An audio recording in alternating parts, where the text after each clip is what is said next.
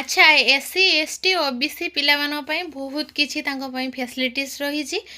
ଗୋଟେ ଫର୍ମ ପକା ହଉ କିମ୍ବା ଗୋଟେ ଚାକିରି ହଉ ଯାହା ବି ହଉ ସେମାନଙ୍କୁ ଆଗେ ପ୍ରାୟୋରିଟି ଦିଆଯାଏ। ଆଉ ଯେଉଁଟା ଦେବା କଥା ବି ମଧ୍ୟ ଯେଉଁଟା ବି ଦିଆହେଉଛି ସେଥିପାଇଁ ବହୁତ ବହୁତ ଧନ୍ୟବାଦ ଦିଆହେଉଛି। କିନ୍ତୁ ଏଇଠି ମୋର କହିବା କଥା କି ଯେ ସେମାନଙ୍କୁ ତ ମିଳୁଛି, କିନ୍ତୁ ଯେଉଁମାନେ ଜେନେରାଲ କ୍ୟାଟେଗୋରିର ପିଲା, ଯେଉଁମାନେ ଜେନେରାଲ ପିଲା ସେମାନେ କ'ଣ ପାପ କରୁଛନ୍ତି? ସେମାନେ କ'ଣ ସମସ୍ତେ ଖାଲି ଧନୀ ପିଲା ନା କ'ଣ?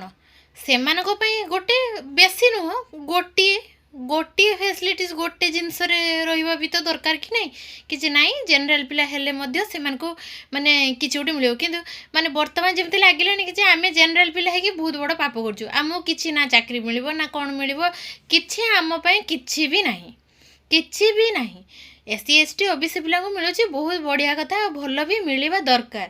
କିନ୍ତୁ ତା ସହିତ ସହିତ ଆମକୁ ବି ତ ପ୍ରାୟୋରିଟି ଦେବା ଦରକାର କି ସେମାନଙ୍କୁ ବେଶୀ ହେଲେ ସେମାନଙ୍କୁ 80% ପ୍ରାୟୋରିଟି ଦିଆହେଲେ ଆମକୁ 20% ତ ଦିଆଯିବା ଦରକାର।